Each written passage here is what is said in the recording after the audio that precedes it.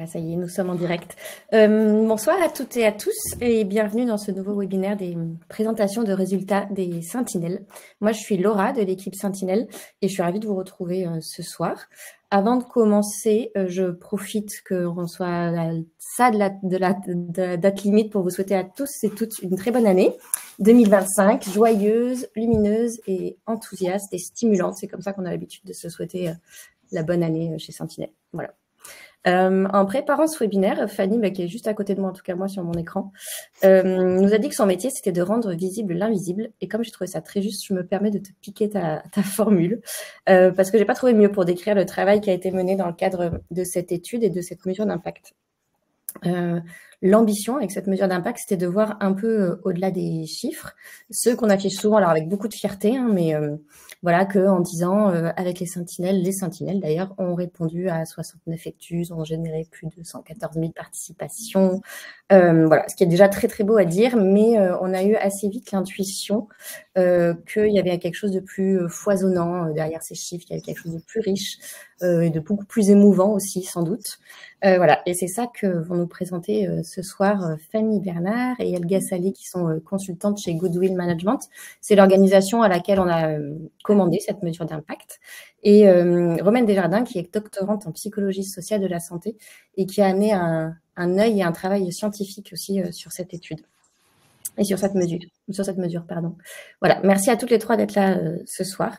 Je vais pas être beaucoup plus longue dans mon petit blabla introductif, mais je voulais quand même juste préciser qu'on était hyper heureuse de commencer cette nouvelle saison de webinaire et cette nouvelle année de webinaire avec ces résultats, parce que c'est vraiment ceux des Sentinelles et ceux de cette collaboration, voilà, entre chercheurs et citoyens. Voilà, et juste avant de vous laisser la parole, je vous présente rapidement l'espace dans lequel nous sommes. Donc, vous avez un onglet chat en bas à droite pour réagir au fur et à mesure de la présentation et un onglet questions qui porte très bien son nom pour poser vos questions. On vous encourage plutôt à poser vos questions dans cet onglet parce que nous, ça nous permet de les avoir tous tout au même endroit, pardon, et de pouvoir voilà, d'en oublier aucun une fois qu'on pourra y répondre à la suite de la présentation. Voilà, je crois que j'ai tout dit. Voilà, Fanny, Elga, Romaine, c'est à vous.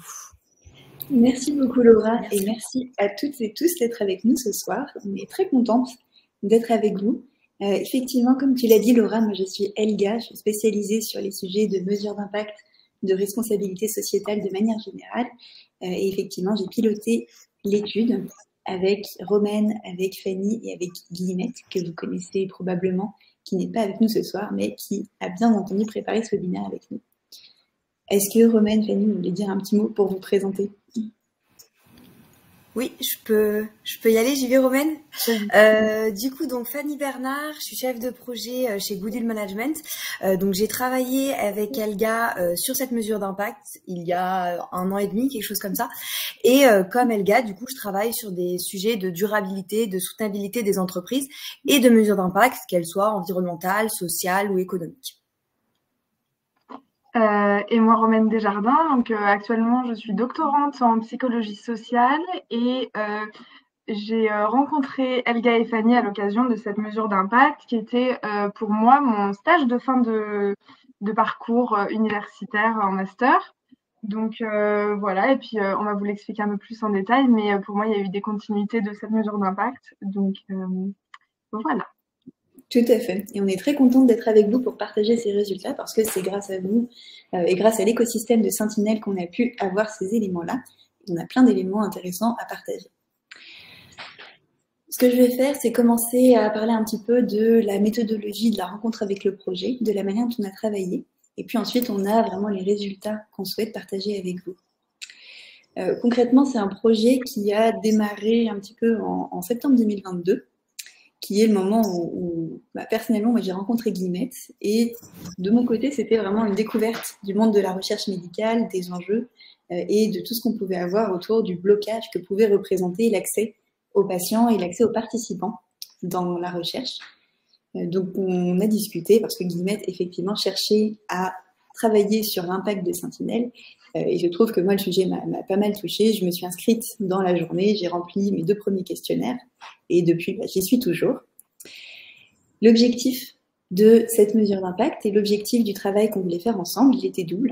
Un premier objectif, c'était de faire le bilan, puisque c'est une étude qui a été positionnée pour correspondre aux 10 ans d'existence de Sentinelle. Donc, on voulait essayer d'identifier, de mesurer, de comprendre les changements qui avaient été induits par les actions de Sentinelle, avec un double objectif, regarder à la fois ce qui se passe sur les chercheurs et regarder ce qui se passe aussi sur les membres, sur les sentinelles, et confirmer un certain nombre d'intuitions qui guidaient la démarche de l'association depuis sa création.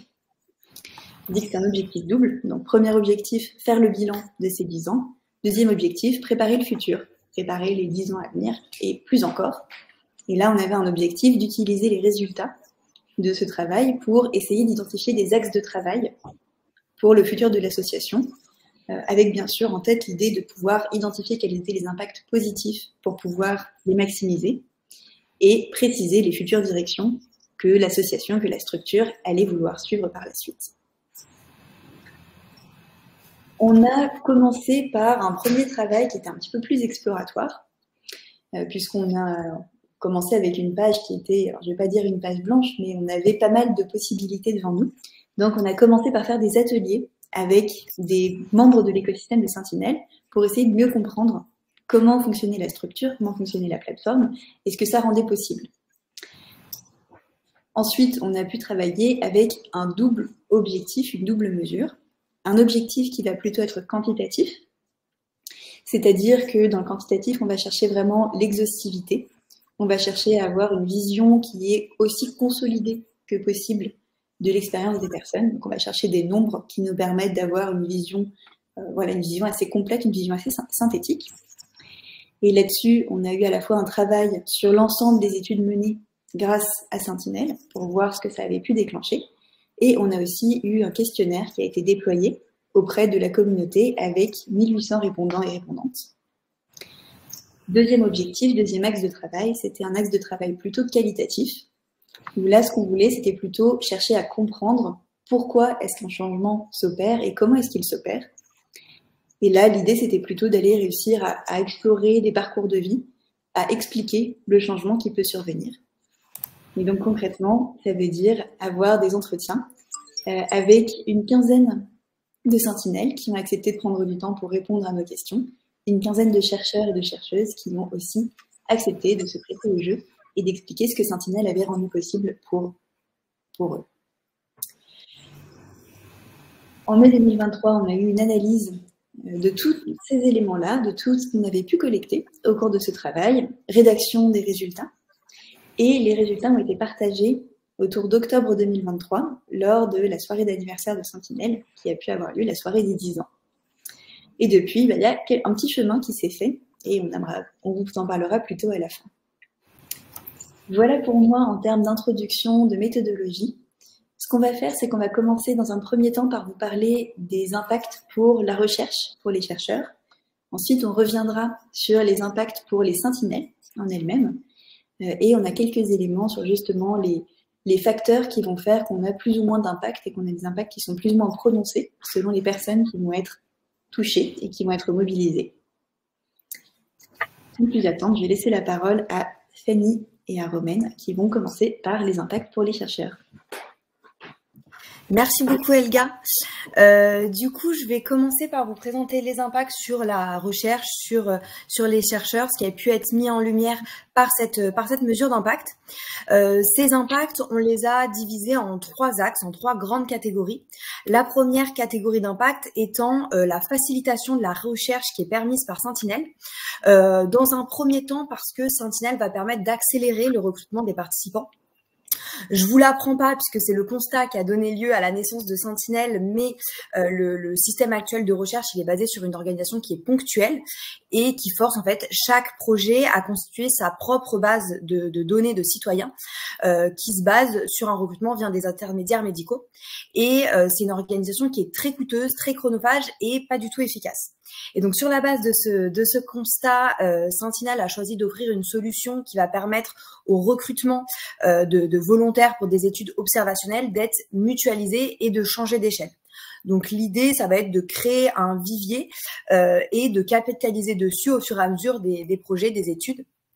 Et du coup, grâce à ce vivier, ce grand nombre de volontaires, je crois plus de 42 000 personnes actuellement, mais aussi grâce à l'engagement et à la réactivité de ces volontaires, Sentinelle va permettre d'atteindre le nombre de participants requis pour une étude dans des délais qui sont très largement inférieurs à ceux qu'on rencontre habituellement dans le monde de la recherche avec d'autres modes de recrutement plus classiques, notamment le recrutement par des professionnels de santé ou la constitution de cohortes, etc.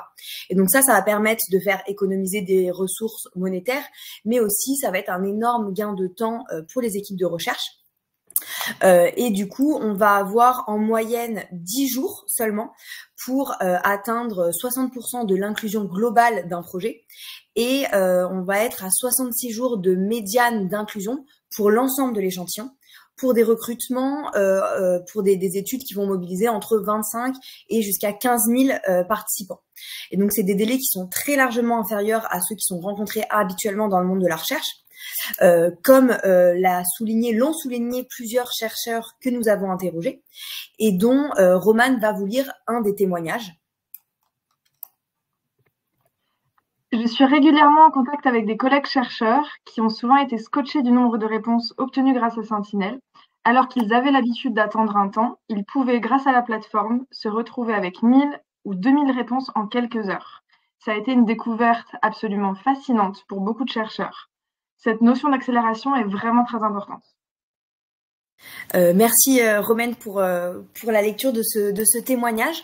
Donc ça c'est voilà un premier impact qu'on a identifié, donc l'accélération du recrutement, mais ce n'est pas le seul vecteur de facilitation de la recherche, puisque Sentinelle permet aussi l'accès à un volume et à des profils de participants qui vont parfois permettre la réalisation même de l'étude, puisque parfois dans le monde de la recherche, certaines études ne vont pas pouvoir être menées, faute soit d'un nombre suffisant de participants, ou alors parce que l'étude va s'intéresser à des profils de participants que les circuits classiques de recrutement ne permettent pas d'atteindre.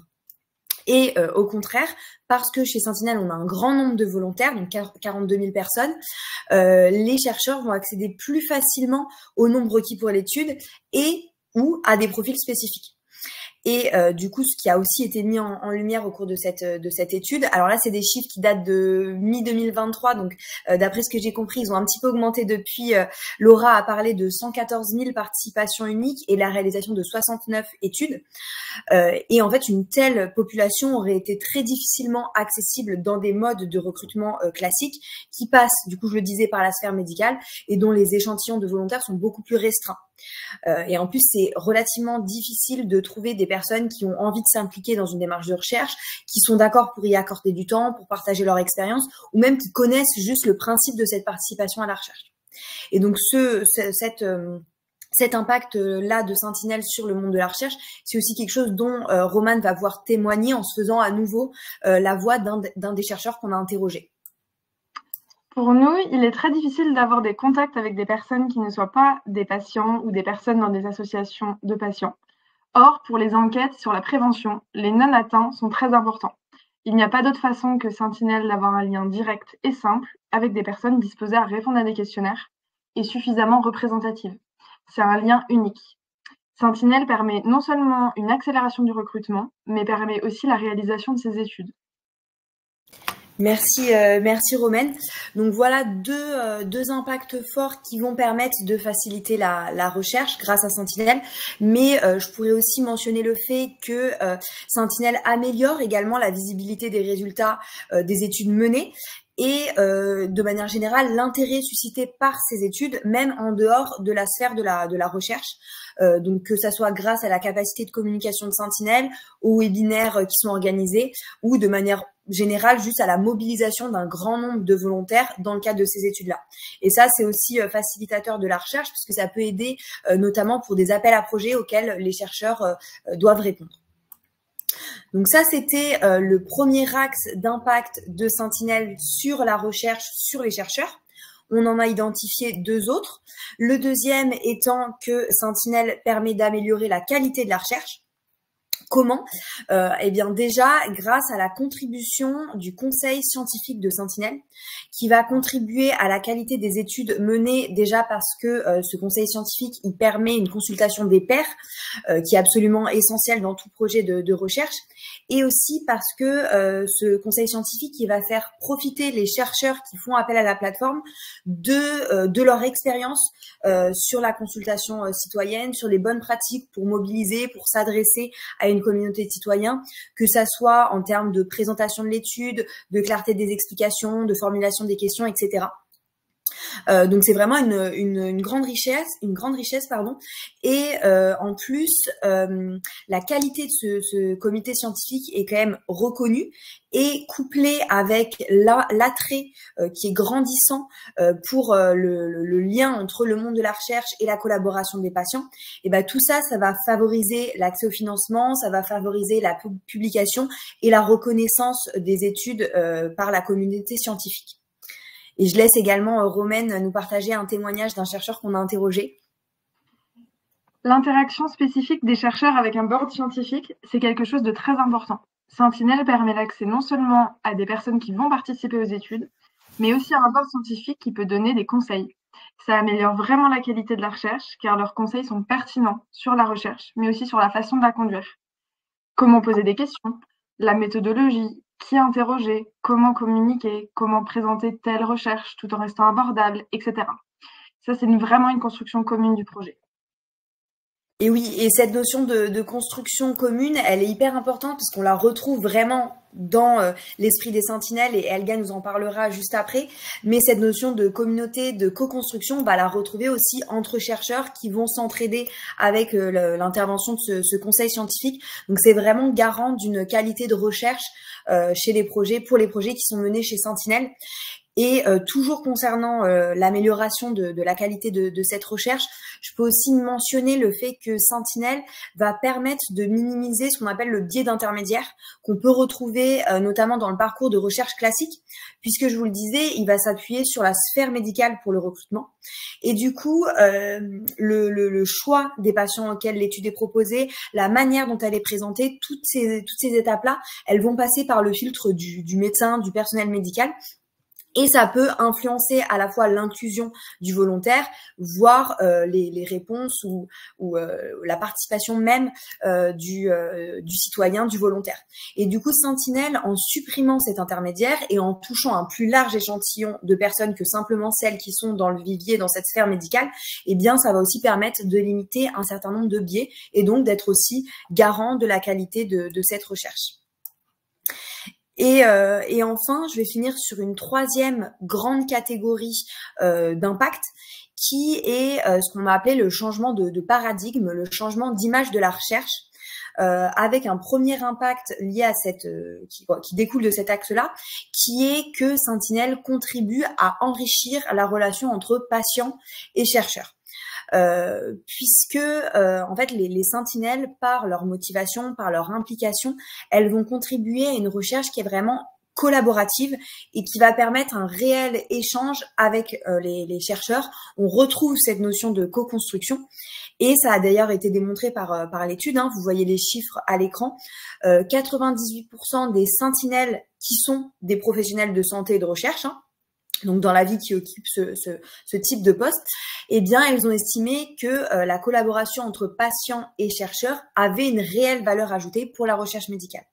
Et ça marche un petit peu dans les deux sens, puisque les Sentinelles hors personnel médical voient aussi cet enrichissement mutuel, puisque 82% des Sentinelles qui sont des patients-patientes estiment que grâce à Sentinelle, elles peuvent faire entendre leur voix. Et les chercheurs ont pu, encore une fois, témoigner de cette valeur ajoutée, comme Romaine va nous en faire part. Les données collectées avec Sentinelle sont vraiment de très bonne qualité. Puisqu'on proposait aux gens d'exprimer leur avis et de raconter leur expérience, beaucoup nous ont écrit pour nous remercier. Mais c'est nous qui avons envie de les remercier. On sent vraiment une communauté incroyable, des gens motivés, consciencieux, éduqués. C'est une population un peu modèle, pionnière, qui ne représente pas nécessairement la population générale, mais va permettre de développer la recherche communautaire et la démocratie sanitaire. Merci Romaine. Et du coup, je terminerai sur cette notion de recherche communautaire, démocratie sanitaire, donc ce fameux changement de paradigme qui est aussi lié à d'autres impacts qu'on a pu aborder avec cette mesure d'impact. Un premier qui est l'empowerment des participants, donc leur prise de pouvoir, puisque en permettant aux patients de participer à la recherche médicale, de s'informer sur sa propre santé, de faire entendre sa voix, eh bien Sentinelle leur donne la possibilité de reprendre le pouvoir. Et ça, c'est une notion qui est très importante et dont Elga parlera juste après. Donc ça aussi, ça permet de changer l'image du monde de la recherche. Et c'est couplé aussi à une meilleure compréhension du monde de la recherche. On en parlait tout à l'heure, on disait que cette relation patient-chercheur permettait de faire se rencontrer deux écosystèmes qui n'ont pas forcément l'habitude d'interagir et que l'un se nourrissait de l'autre. Donc ce rapprochement participant-chercheur va permettre d'adapter la clarté des études, de prendre en compte aussi l'expérience participant. Et de manière générale, tous ces éléments-là, ça va vraiment permettre un rapprochement de la société civile et du monde de la recherche scientifique. Donc voilà pour les impacts concernant les chercheurs et la recherche de manière générale. Et je vais laisser maintenant la parole à Elga qui va nous en dire un petit peu plus sur les impacts qui concernent les sentinelles. Merci beaucoup, Fanny. Effectivement, c'était quand même quelque chose de très fort. Tous les témoignages qu'on a pu avoir de chercheurs qui ont travaillé sur Sentinelle est assez impressionnant de voir ce que ça avait pu rendre possible pour eux. Notamment en termes de gain d'efficacité, de qualité des réponses, avec vraiment des retours qui étaient très positifs sur ce qui était rendu possible par la participation de tous ces volontaires et de toutes ces personnes qui acceptaient de donner de leur temps. Effectivement, c'était le premier pan du travail qui avait été réalisé. Qu'est-ce que ça rend possible pour les chercheurs? Le deuxième pan, c'est qu'est-ce que ça rend possible pour les sentinelles? Et en fait, de cette manière-là, la question, c'est peut-être plutôt quel changement est-ce que ça va déclencher de participer à ce genre d'études, de se porter volontaire sur une plateforme comme Sentinelle. Alors, comme je vous l'ai dit, sur ce genre de sujet, on avait à la fois le côté qualitatif qui était des entretiens des personnes, des sentinelles qui ont accepté de nous accorder du temps, de partager un petit peu leur expérience, de raconter ce que ça avait représenté pour eux. Et on a aussi eu un questionnaire qui nous a permis d'avoir une masse critique de répondants qui soit assez représentative de la population qui est présente sur Sentinelle. Donc, vous avez ici quelques éléments sur le profil des répondants et même plutôt de répondantes.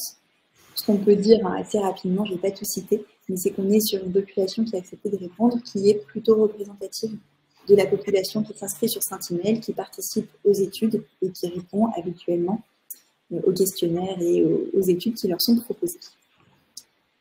C'est-à-dire qu'on est globalement sur une population plutôt féminine, qui est assez qualifiée en termes de diplômes notamment, en termes aussi de situation économique, avec une proportion significative de personnes qui sont actuellement malades ou qui l'ont été. Maintenant, en termes d'impact, de changement, peut-être un des premiers enseignements qu'on a pu identifier, c'est qu'une des raisons pour lesquelles les sentinelles s'inscrivent, c'est très souvent quelque chose qui relève de l'acte citoyen. C'est une inscription, un acte qui a pour objectif d'aider les autres. Le point de départ, après, ça peut parfois être parce que leur vie a été touchée par le cancer de manière directe, indirecte. Et il y a un terme qui est revenu assez souvent, aussi bien dans les témoignages oraux qu'on a pu recueillir que dans les commentaires qui ont été proposés lors de ce questionnaire, qui était le terme de communauté, qui a été vraiment très souvent sorti, qui n'était pas spécialement un terme que nous, on avait coopté et qui est vraiment ressorti d'une grande partie des personnes qui ont répondu à notre étude. Et il y a une formule que j'ai trouvée assez belle de quelqu'un qui avait dit « J'ai l'impression avec Sentinelle d'être dans la communauté de ceux qui s'intéressent aux autres ». Donc c'est les quelques chiffres que vous voyez ici, qu'on a trouvé assez puissants, sur le fait qu'on ait 95% des sentinelles qui se sentent utiles. Effectivement, on trouve que c'est ce côté « j'ai envie d'aider, j'ai envie d'être utile » et je réalise un acte citoyen lorsque je réponds à ces études. Donc, ce que je vais vous proposer, c'est un peu comme ce que vous avez vu tout à l'heure, d'écouter un témoignage qui a été partagé par une sentinelle sur la raison pour laquelle elle s'est inscrite. Je me suis inscrite suite au cancer d'une maman de l'école que fréquentaient mes enfants. J'avais besoin de transformer toutes mes émotions négatives en quelque chose de concret, d'utile. Merci beaucoup, Fanny. Un deuxième point qui nous a été révélé, qu'on a pu creuser grâce à cette étude, c'était ce côté inclusion. Le côté de dire, effectivement, Sentinelle, c'est une manière, c'est un levier d'action qu'on met à la disposition des proches des aidants. Ça leur permet d'être informés sur la maladie, sur ses traitements, sur les effets secondaires, sur les expériences. Ça favorise aussi le dialogue, le soutien avec les personnes dont elles sont proches qui peuvent être atteintes d'un cancer ou atteintes de maladies de manière générale. Et c'est les quelques éléments que vous avez ici, avec 75% des sentinelles qui estiment que la plateforme Sentinelle permet aux proches et aux aidants d'être inclus, de s'engager dans la recherche. Un chiffre qui monte un petit peu lorsqu'on regarde spécifiquement les répondants et répondantes qui sont proches de patients. Et un deuxième chiffre sur justement le fait que Sentinelle permet d'informer sur les effets, sur les conséquences des traitements. De la même manière, on a eu un témoignage qui était assez joli sur ce sujet-là, et assez intéressant, que je vais laisser Fanny partager avec vous. Les aidants, c'est aussi un peu les oubliés. La personne la plus valorisée, c'est celle qui remporte face à la maladie, mais il ne faut pas oublier ceux qui sont autour et qui permettent de gagner la bataille. Sentinelle est un moyen de les intégrer, d'intégrer tout l'environnement qui gravite autour de la personne malade. Ils apportent une aide morale et physique et c'est très important.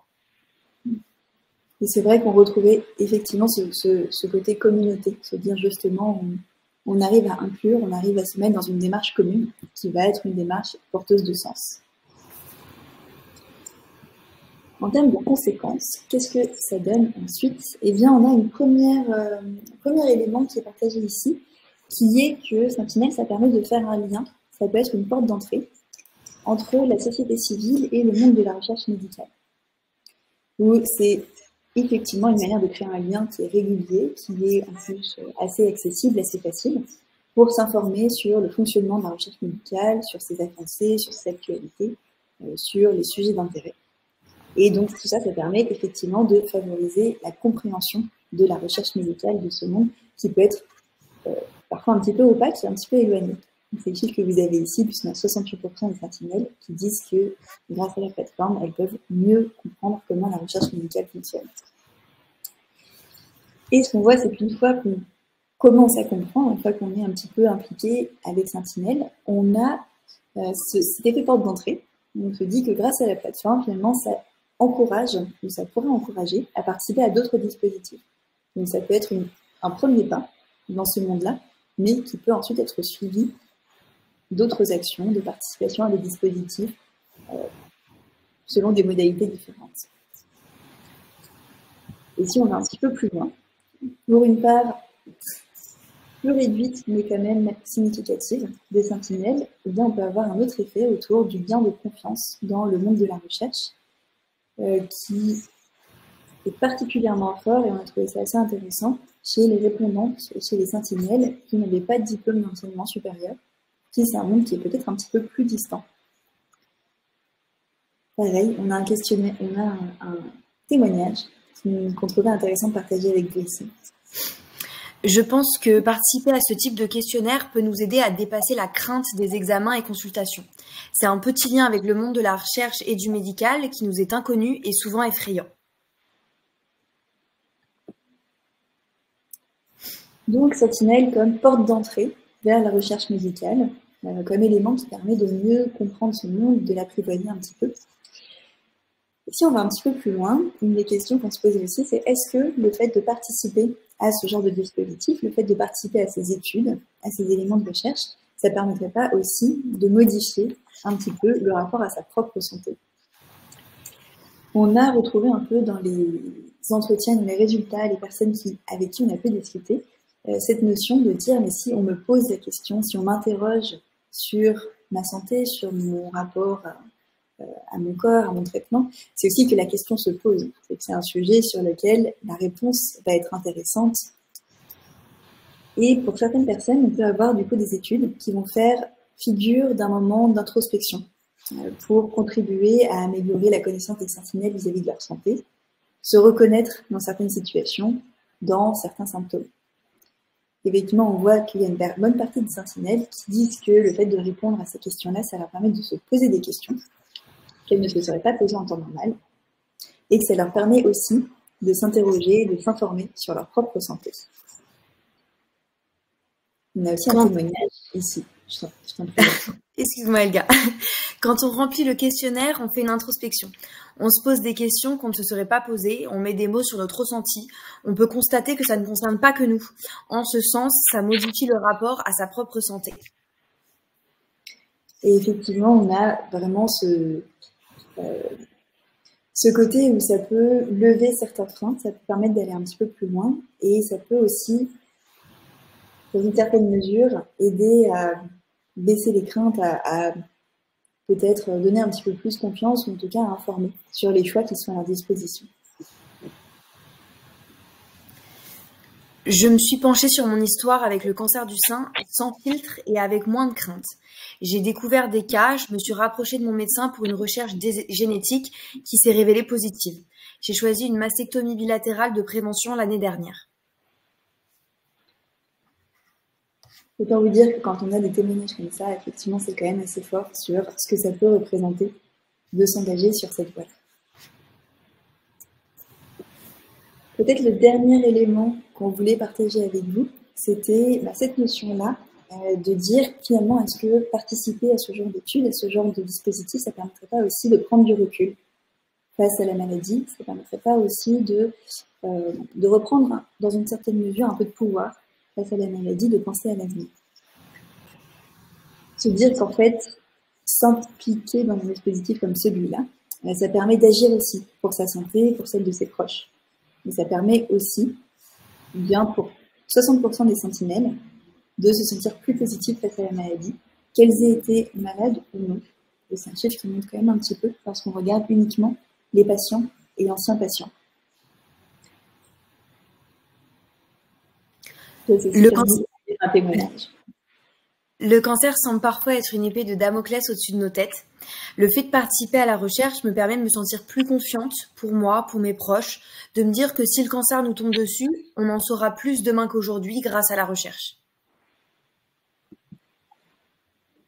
Un terme qui a pu revenir aussi dans certains entretiens et dans certains témoignages qu'on a pu collecter avec cette étude, c'était la notion de devenir ou redevenir acteur.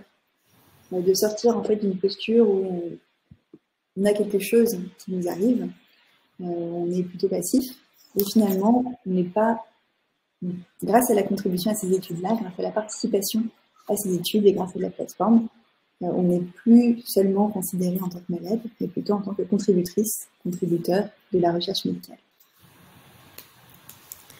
La maladie nous tombe dessus. Évidemment, on n'a pas eu le choix. En revanche, on peut choisir d'être acteur, d'aider les autres. Ça permet d'être plus résilient dans la situation et d'éviter à d'autres patients de vivre certaines difficultés qu'on a eues. Merci beaucoup, Fanny. Vous le voyez, on a quand même pas mal de choses qui nous ont beaucoup intéressés dans ces résultats-là, qu'on a trouvé quand même assez forts en termes de conséquences, en fait de dire, voilà, s'impliquer dans ce genre de démarche. C'est pas anodin. Alors ça permet effectivement, on s'engage parce qu'on a envie d'être utile, mais en retour, ça a aussi un effet transformant sur la sentinelle qui va du coup s'impliquer dans cette démarche-là de manière plus ou moins pérenne.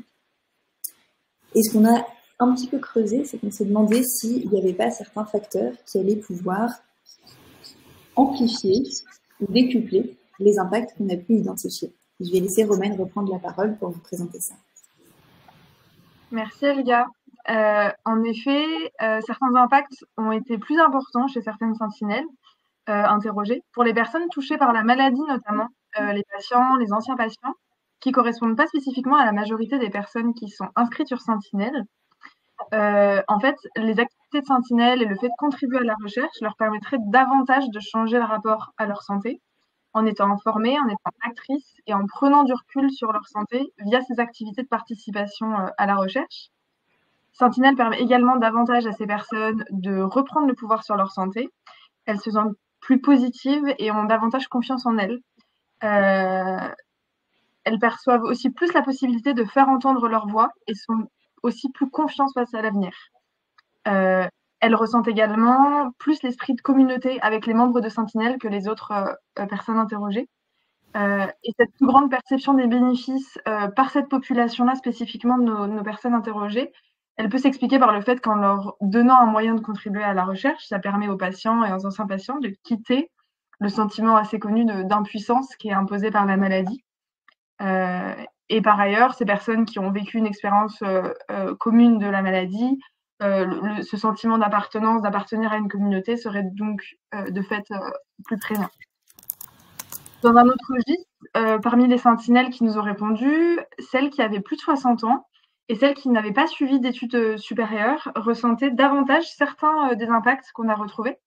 Ces personnes perçoivent notamment une plus forte augmentation de leurs connaissances, de leur compréhension et de leur confiance en la recherche. Elles ont davantage le sentiment de reprendre le pouvoir sur leur santé et perçoivent aussi plus l'esprit de communauté. Notre intuition, c'est que les activités de sentinelle et le fait de contribuer à la recherche, ça permettrait davantage de bénéfices chez des personnes et des catégories de personnes qui en auraient peut-être le plus besoin. En fait, ça peut s'expliquer par le fait que les personnes plus âgées et moins diplômées ont sensiblement été moins éduquées aux notions de santé et de recherche. Les personnes de plus de 60 ans sont généralement davantage plus en marge des activités de la société, plus souvent hors de la vie active, et certainement moins touchées par ce changement de paradigme qui est en train d'opérer entre le soignant et le soigné, qui est quand même relativement récent. De plus, la capacité des personnes à se saisir de leur expérience de la maladie va être déterminée par leur acquisition de connaissances, notamment en termes de santé. Donc, ces catégories de personnes percevraient davantage les bénéfices de Sentinelle, puisqu'elles ont notamment moins de connaissances et moins donc de capacité d'agir. C'est vrai que ça, on l'a trouvé assez important. Et c'était un peu le sujet de la soirée des 10 ans de Sentinelle, de dire est-ce qu'on n'est pas aussi dans ce changement de paradigme entre un système qui avant était vraiment un système avec des gens qui savent, qui sont des chercheurs, et d'autres qui reçoivent, qui sont les patients et qui sont les personnes qui contribuent, à un système finalement de solidarité qui va bénéficier aussi bien aux chercheurs qu'aux sentinelles et qu'à tous les citoyens, citoyennes qui se portent volontaires pour y contribuer.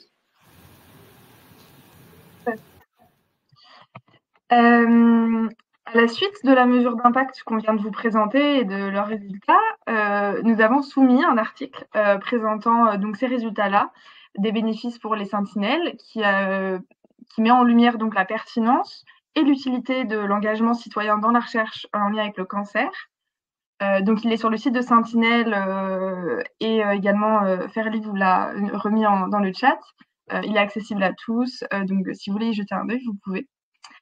Concrètement, cet article scientifique, en fait, ça a une vraie utilité pour nous, c'est que ça permet de rendre compte de ces retours d'expérience des sentinelles auprès de la communauté scientifique.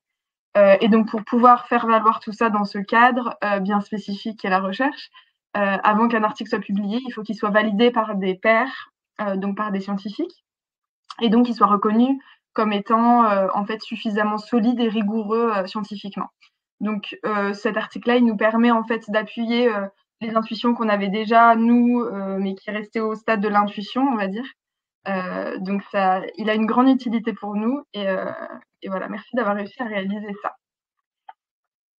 En parallèle, aujourd'hui, grâce à la mesure d'impact, nous avons une meilleure vision des effets concrets de la participation des citoyens à la recherche. Mais ces résultats nous ont soulevé aussi de nouvelles questions, notamment sur le côté pérenne de ces bénéfices et sur la façon dont on peut élargir les possibilités et ainsi maximiser les bénéfices de cet engagement. Tout l'enjeu du projet de recherche que nous développons entre l'équipe de recherche de psychologie sociale de Lyon, dont je fais partie, et l'équipe Sentinelle.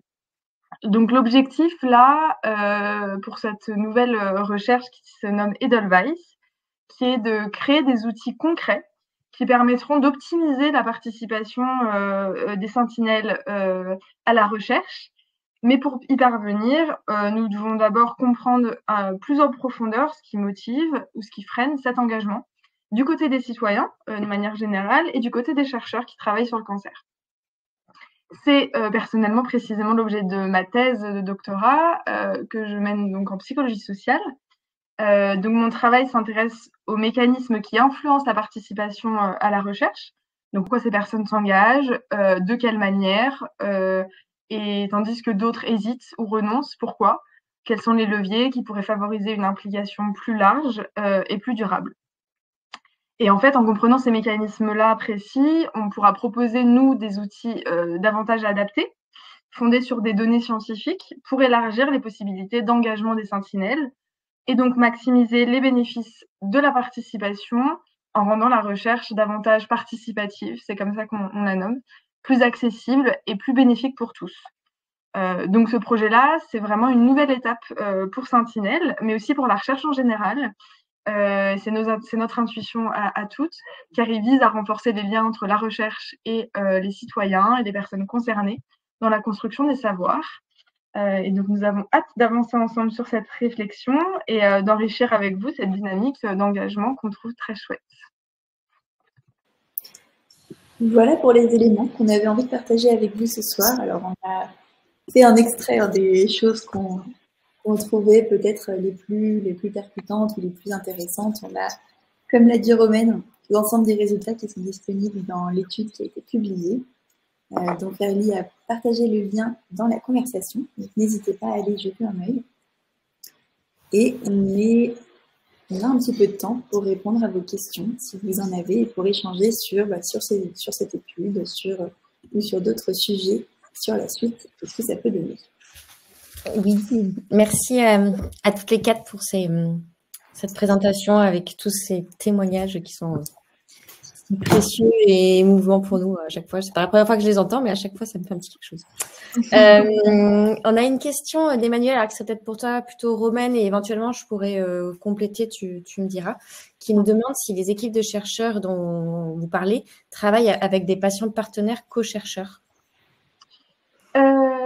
Alors, on a donc interrogé une dizaine de chercheurs. Sur la dizaine de chercheurs, notre but, c'était quand même de pouvoir avoir des chercheurs qui sont de différentes disciplines, qui ont différents parcours, etc. Donc en fait, il y en avait qui travaillaient déjà avec des patients de chercheurs ou qui avaient l'intention de, via Sentinelle et la découverte de la recherche de cette manière-là, un peu plus participative. Donc il y en avait, oui, il me semble, il y en avait un qui vraiment travaillait avec une co-chercheuse de base. Et qui aussi travaillait avec Sentinelle. Le reste, non, pas du tout. Et le reste, vraiment, c'est un travail à fournir par la suite. Mais on avait vu en plus des chercheurs qui étaient passés par différents formats d'études. On avait pu échanger avec des chercheurs qui avaient eu effectivement des milliers de participations avec des questionnaires qui étaient ouverts de manière assez large. D'autres qui avaient eu une participation beaucoup plus ciblée avec, je crois qu'il y avait eu des examens physiques plutôt, c'était un format de recrutement pour des examens physiques.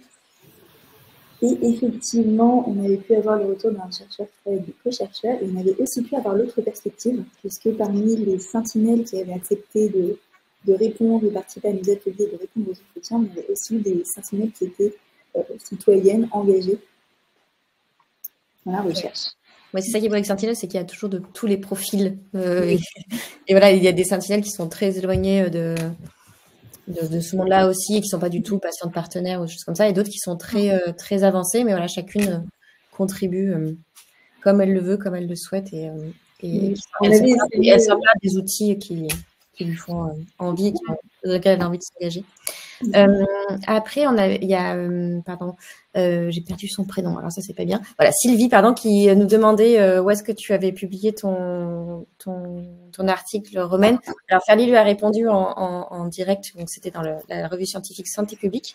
Mais du coup, moi, je me demandais si tu avais eu des retours en fait un peu de tes pairs autour de cet article et de ce que ça disait de l'engagement des citoyens dans la recherche. Oui, alors pour le coup, la publication d'un article, c'est quelque chose qui je découvrais aussi à ce moment-là. C'était mon tout premier article. C'est quelque chose qui est très long, qui demande beaucoup d'éléments, etc. On a beaucoup de retours pour que ce soit bien validé, que ce soit bien validé par nos pairs, du coup, que ce soit rigoureux scientifiquement, etc.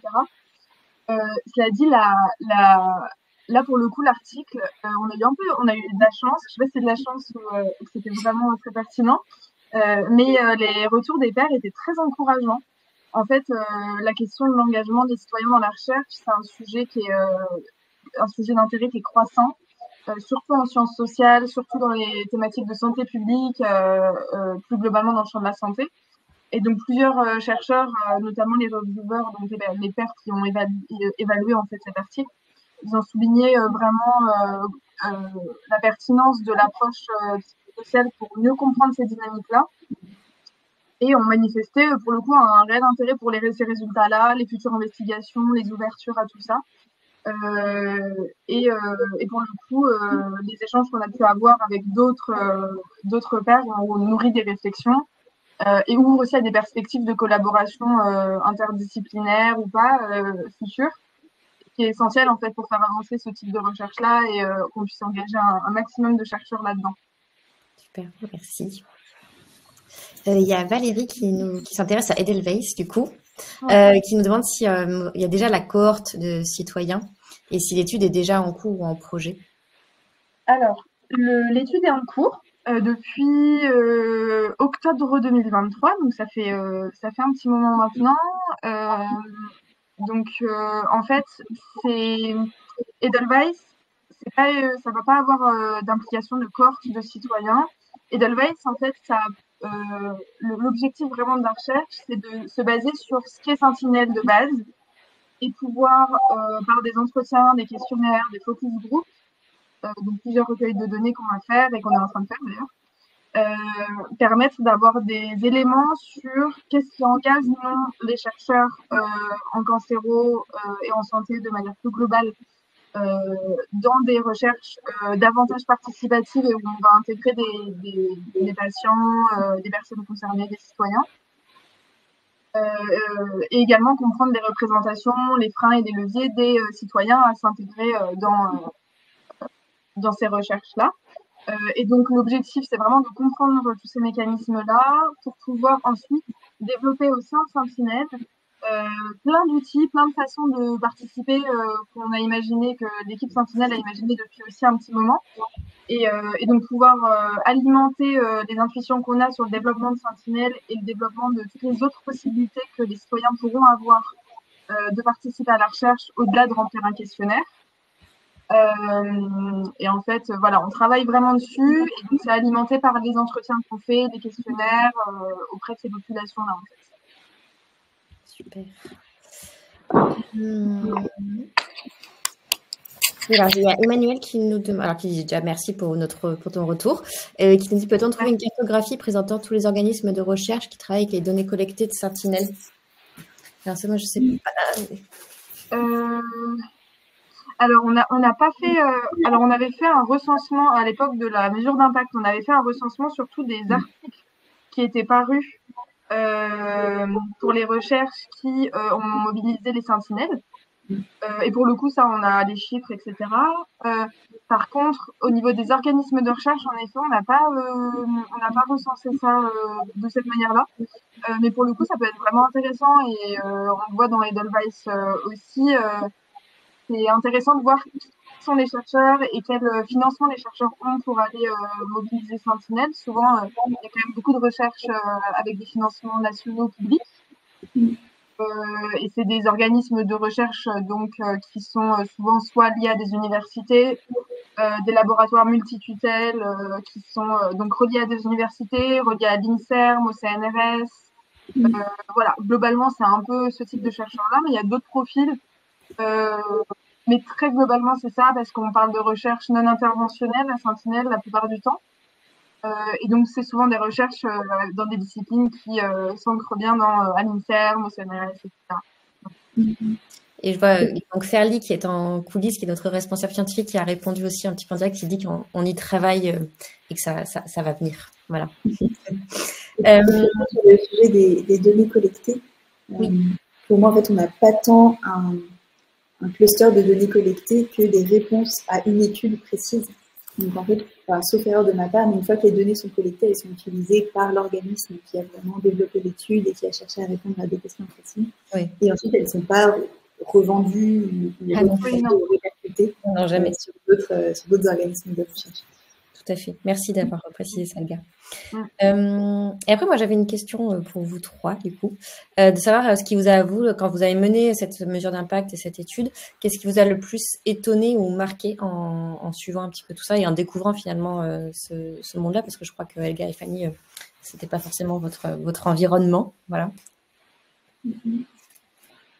Je te laisse commencer. On y va. Allez, je peux me lancer.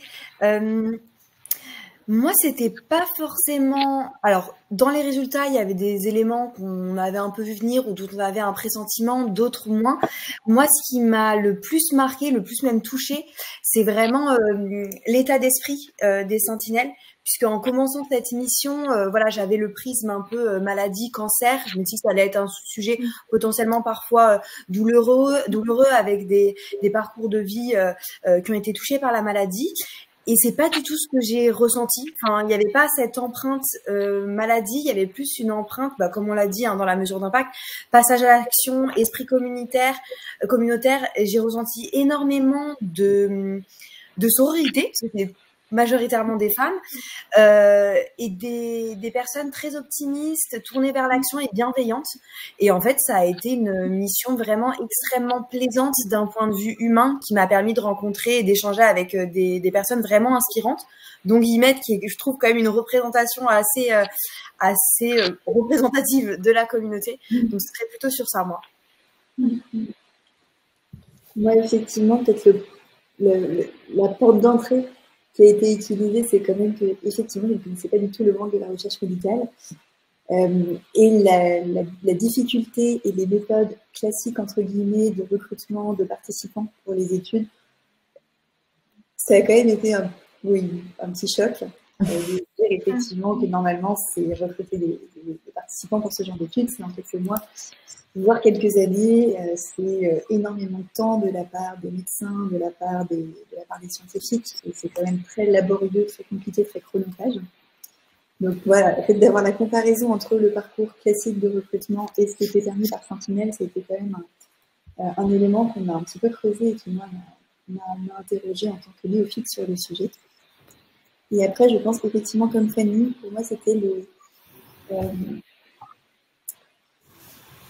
c'est cet esprit, je suis d'accord, de communauté qui s'est vraiment dégagé, et tous ces témoignages qui m'ont personnellement beaucoup touchée, avec vraiment ce côté de dire effectivement on s'implique parce qu'on choisit de donner de notre temps, de notre expérience pour améliorer l'expérience et la situation des autres.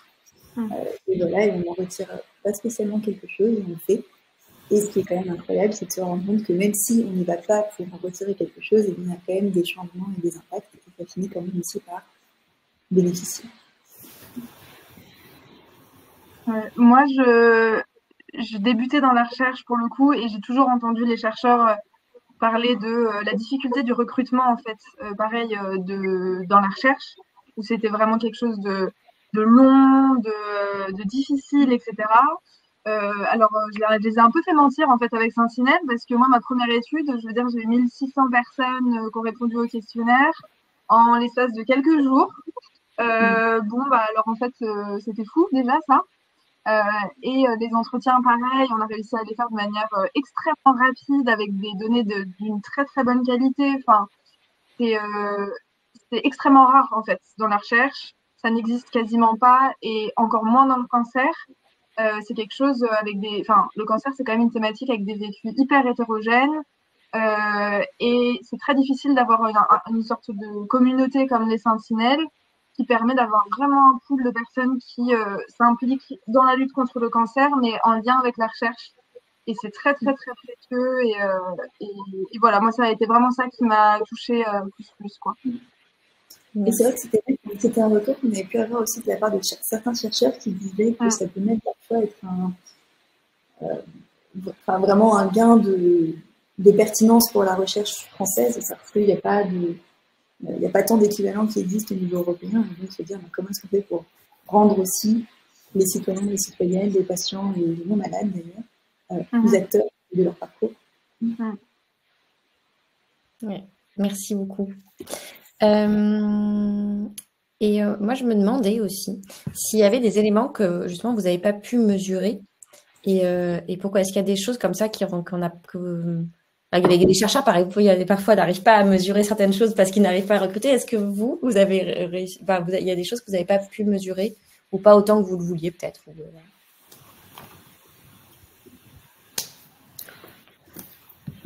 Alors, dans toute étude, effectivement, il y a des choix qui sont faits.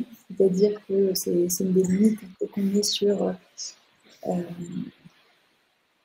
je vais dire qu'on s'est restreint à une 60aine de questions, ce qui est un peu contradictoire, puisque c'est déjà énorme.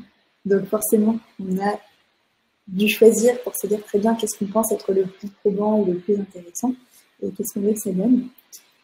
Et après, je dirais pas tant que ce pas des choses qu'on ne peut pas mesurer, que des limites associées à la méthodologie qu'on a choisie. C'est-à-dire que normalement, pour mesurer les changements qu'on essaye de mesurer, le terme mesurer est quand même pas anodin,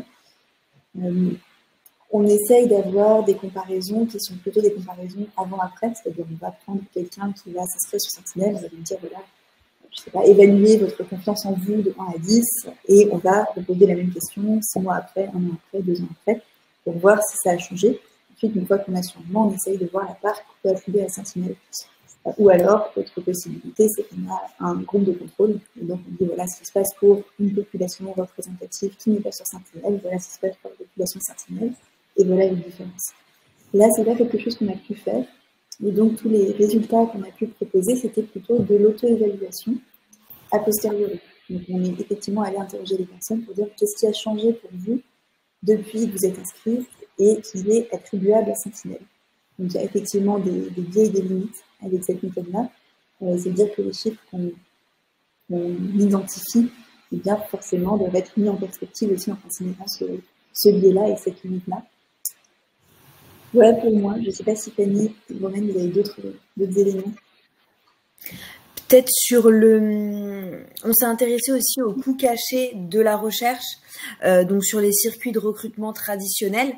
Et on a essayé du coup de construire des estimations monétaires de ces coûts dans les circuits classiques pour les comparer avec la situation de recrutement de Sentinelle. Et c'est vrai qu'on s'est heurté à un manque de données, donc c'est des coûts qui sont bien cachés, parce que non suivis par les chercheurs, parce que un peu diffus, c'est du temps plus que des coûts, une ligne dans un compte comptable, du temps qui est pas nécessairement suivi et qui va se compter en semaines, en mois, en années, mais pas en temps effectif. Ça va être plutôt des délais que du temps effectif. Donc la comparaison avec la situation de Sentinelle était difficilement faisable. On a réussi à trouver quelques chiffres qui nous disaient que Sentinelle était très largement moins chère, enfin, moins coûteuse que les circuits de recherche classiques, mais c'est vrai que voilà, c'est quelque chose qu'on n'a pas pu estimer à l'euro près et on est plus dans des ordres de grandeur, faute de données disponibles. Ouais. Romaine, tu voulais compléter ou est-ce non, mais c'est vrai ce que dit Fanny, en fait, comme quoi, dans la recherche, pour le coup, le recrutement des personnes et le lien, en fait, qu'on fait avec les données des personnes, en fait, c'est un impensé de la recherche. C'est vraiment un impensé, c'est quelque chose qu'on fait au fur et à mesure. On le fait de manière super différente selon les projets de recherche. On calcule pas du tout ni notre temps, ni les moyens qu'on y met, ni rien du tout.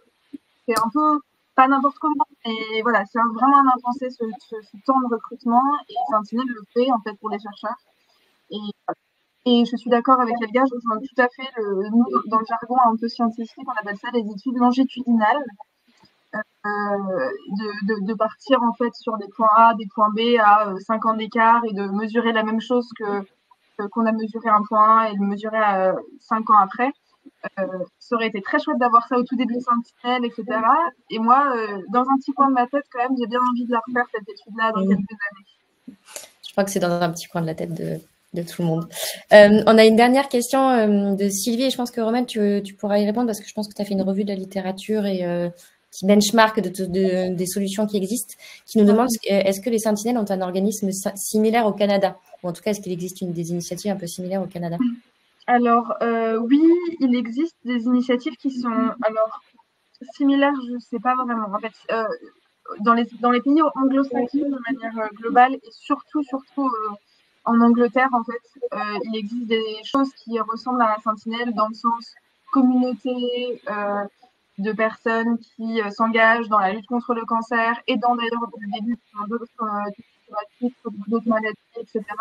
Notamment beaucoup dans les pays anglo-saxons, la santé mentale. Et donc, en fait, il existe déjà plein d'initiatives, mais qui sont davantage ancrées culturellement avec le lien recherche citoyen, qui est hyper différent de celui qu'on a en France. Et donc, du coup, ça marche un peu différemment, mais il y a des initiatives qui se ressemblent. Et on a, avec Fairly et avec Guillemette, déjà entamé des liens avec les pays anglo-saxons, justement pour pouvoir s'en inspirer. On le fait déjà un petit peu, et puis voilà. Mais pouvoir communiquer avec eux et voir ce qu'on peut faire en termes de relations ensemble. Donc voilà. Super. Et allez, toute dernière question, parce qu'il est 20h et qu'on essaie de pas trop finir en retard, donc on prend la dernière question, qui était, est-ce que vous pensez que les chercheurs ont conscience que participer à des études peut avoir des effets bénéfiques pour les participants? Est-ce que eux ont conscience de ça, en fait? Alors, de ce que moi j'ai pu, dans les moments où j'ai pu échanger avec les chercheurs justement qui avaient ou non un lien avec les personnes qu'ils interrogeaient, j'ai pas eu l'impression qu'ils aient vraiment conscience, hormis peut-être l'idée selon laquelle la participation des patients, par exemple, dans le cancer, puisse procurer un sentiment d'utilité sociale.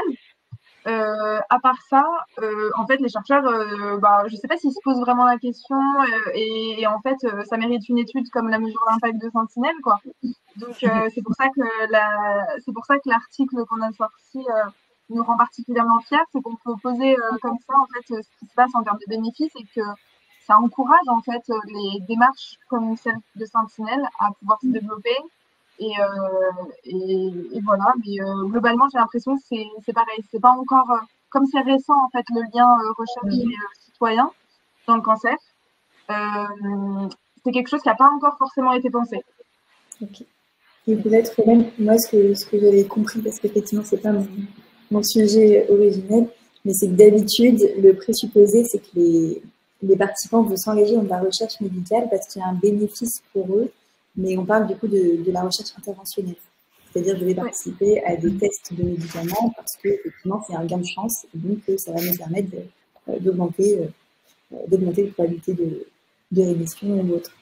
Et du coup, ce qu'on a essayé en tout cas, ce dont on s'est rendu compte et ce qu'on a regardé avec cette étude-là, c'est que même finalement dans la recherche non interventionnelle, on peut aussi avoir des conséquences, avoir des bénéfices qui pourraient s'apparenter aussi à ce gain de chance, mais effectivement, puisque ça renforce la confiance en soi, puisque ça renforce le sentiment d'utilité, puisque ça permet de redonner confiance en l'avenir et de regarder les choses de manière plus positive. Donc ça, voilà, c'est aussi quelque chose qui, effectivement, n'était pas du tout visible avant, d'après la littérature qu'on a pu regarder et qui, comme Romaine l'a dit, est prometteur. Ouais.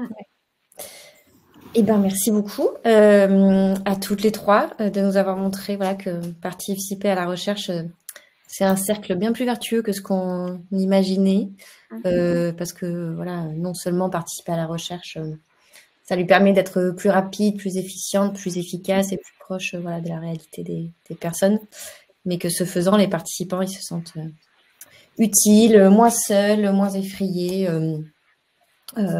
Ils ont confiance, comme tu disais, ils reprennent confiance, comme tu disais, Gaël. Ça a un vrai impact positif sur la qualité de vie et c'était hyper émouvant pour nous de savoir que vous, Sentinelle, vous êtes volontaire, en fait, que vous êtes aussi bénéficiaire. Et c'est un enseignement hyper précieux. Et donc on va continuer. Et puis peut-être qu'on fera une nouvelle étude d'impact pour aller d'un point A à un point B d'ici quelques années. Merci à toutes les trois d'avoir été là. Merci à tous ceux qui ont participé. On espère que vous avez appris des choses et que vous avez trouvé des réponses à vos questions. Pour celles qui ne connaissaient pas Sentinelle et qui ne sont pas encore Sentinelle et que ça vous intéresse d'être tenu informé des études auxquelles vous pourriez participer, des résultats aussi des études, vous pouvez nous rejoindre et vous inscrire sur sentinelle.com. Ça prend 1 minute et ça ne vous engage qu'à recevoir des emails et rien d'autre. Et promis, c'est 1 email par mois et pas beaucoup plus. Voilà, merci encore à toutes et à tous. Je vous souhaite une très bonne soirée et je vous dis à très bientôt. Merci beaucoup. Bonne soirée. Bye bye. Merci.